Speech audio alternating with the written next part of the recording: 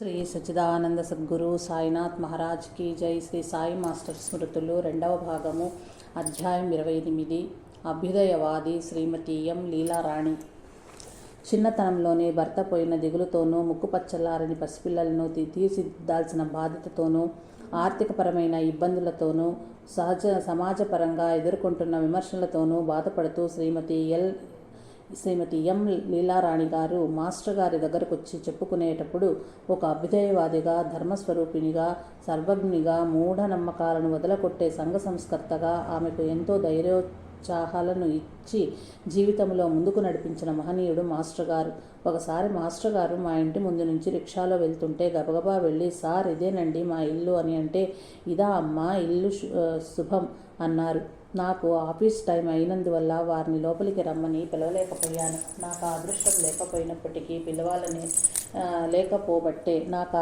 లేకపోబట్టే పిలవాలనే ఆలోచన రాలేదు. ఎదురుగా వచ్చి నిలిచిన ఆయన మహానుభావుడిని గుర్తించలేని నా అజ్ఞానానికి ఇప్పటికీ బాధపడతాను అంటూ ఆమె ఆ మహానుభావుని వివిధ సందర్భాల్లో తనకిచ్చిన సలహాలను, సూచనలు, అనుభవాలను మనకు అందిస్తున్నారు. అమ్మగారు బాబును గర్భిణితో ఉన్నప్పుడు సుబ్బలక్ష్మి గారు ఆమెకు సీమంతం చేస్తున్నాం రండి అని పేరంటానికి పిలిచారు. అప్పుడే నేను మొదటిసారిగా అమ్మగారిని చూచాను. ఎంతో ప్రశాంతంగా, తెల్లగా, పొడుగ్గా ఉండి పెద్ద బొట్టుతో అచ్చు లక్ష్మీదేవిలా ఉన్నారామె. మాస్టర్ గారు లోపలే ఉన్నారు కానీ మేము చూడలేదు. తర్వాత ఇంకోసారి సుబ్బలక్ష్మ గారింట్లోనే మొట్టమొదటిసారిగా మాస్టర్ గారిని చూచాను. అప్పుడు వారిలో నాకే ప్రత్యేకత కనిపించలేదు. మామూలుగా మనలాగే ఉన్నారు కదా అని అనుకున్నాను. నలుగురు దండం పెట్టుకున్నాం కదా అనే దృష్టిలో నేను దండం పెట్టుకున్నాను. నేను మా వారు ఒకే ఆఫీస్లో ఉద్యోగం చేస్తుంటాము. చిన్న వయసులోనే వారికి గుండె జబ్బు వచ్చి హఠాత్తుగా మరణించారు. పిల్లలు చాలా చిన్నవారు. బాగా చికాకుల్లోనూ బాధల్లోనూ ఉన్నాను. అందరూ భరద్వాజ గారు చాలా గొప్పవారు, ఆయన్ని దర్శిస్తే కష్టాలు పోతాయి అని చెప్పారు. నన్ను తీసుకుని మా అక్కయ్య మాస్టర్ గారి దగ్గరికి వెళ్ళింది. చిన్నతనంలోనే దానికింత కష్టం వచ్చింది. పిల్లలంతా చిన్నవారు, ఇల్లు కట్టి అప్పుల్లో ఉన్నారు అని ఎంతగానో మా అక్కయ్య బాధపడుతూ చెప్పింది. అంతా ఓపికగా విని, ఇవన్నీ సహజమేనమ్మా అని నాతో, నీకు ఏ కష్టం వచ్చినా బాబా చరిత్ర, గురుచరిత్ర చదువు, పిల్లల్ని చక్కగా చదివించి తీర్చిదిద్దే బాధ్యత నీకు తప్పదు అని ఎంతో సౌమ్యంగా చెప్పారు. నేను ఎప్పుడు వెళ్ళినా వట్టి చేతులతో పంపేవారు కాదు, పటిక బెల్లమైనా ఇచ్చి పంపేవారు. ఎప్పుడన్నా మనం బాధగా ఉన్నప్పుడు ఆయన దగ్గరికి వెళ్ళి కూర్చునేదాన్ని. ఎప్పుడన్నా మనసు బాధగా ఉన్నప్పుడు ఆయన దగ్గరికి వెళ్ళి కూర్చునేదాన్ని. ఒకసారి వారి దగ్గరెవ్వరూ లేరు, నేను మాస్టర్ గారు మాత్రమే ఉన్నాము. అప్పుడు నేను, మాస్టర్ గారు మా పుట్టింటి వారు, ఈయన పోయినప్పుడు పూలు బొట్లు తీయలేదు. అందువల్ల చాలామంది విమర్శిస్తుంటే ఎంతో బాధగా ఉంది. పోనీ తిద్దామంటే అదొక ట్రేడ్ మార్కులా నలుగురిలో చులకనైపోతాను. అలా 2 విధాలుగా బాధపడుతున్నాను అని చెప్పుకొని బాధపడ్డాను. ఎందుకమ్మా, ఎందుకు తీసేయాలట? ఆడవారికి పుట్టుకతో వచ్చాయి కదా, మధ్యలో భర్త పోయాడని ఎందుకు తీసేయాలట?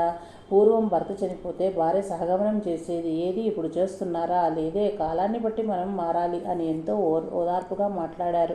వారి మాటలు నాకెంతో ధైర్యాన్ని ఇచ్చాయి. అలాంటి అభుజయవాది మన మాస్టర్ గారు. పిల్లలంతా చిన్నవాళ్ళు, ఇల్లు కొంచెం దూరంగా విసిరేసినట్టుంటుంది. ఒక్కదాన్నే ఉండలేకపోతున్నాను. ఆ ఇల్లు అద్దెకిచ్చి ఇంకో ఇంటికి మారుదామని అనుకుంటున్నాను. అద్దె 650 రూపాయల దాకా ఇస్తామంటారు. అందుకని ఒకరి దగ్గర అడ్వాన్స్ కూడా తీసుకున్నాను సార్ అని ఒకసారి మాస్టర్ గారి దగ్గర అన్నాను. అప్పుడు ఆయన, నువ్వు నీ ఇంట్లోనే ఉంటావు, ఎక్కడికి వెళ్ళవు అని గట్టిగా అన్నారు.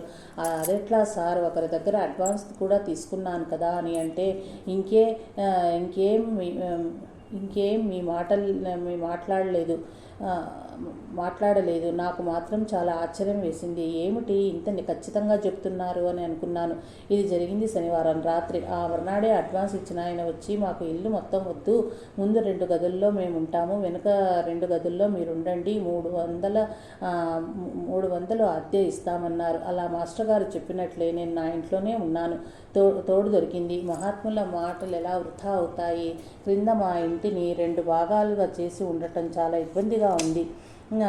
కామన్ బాత్రూము, లెట్రిన్ కామన్ కావటం వల్ల, అందువల్ల పైన ఇల్లు వేద్దామంటే మా వారు చనిపోయి ఇంకా సంవత్సరం కూడా ఉండలేదు. సంవత్సరం నిండితే కానీ ఇల్లు కట్టుబడి చేయటానికి వీల్లేదు అని తేల్చిన వాళ్ళంతా ఖండితంగా చెప్పారు. అప్పుడు మాస్టర్ గారికి విషయం చెప్తే, ఏం పర్వాలేదు, సంవత్సరం వరకు నువ్వేమీ ఆగనక్కర్లేదు అని చెప్పారు.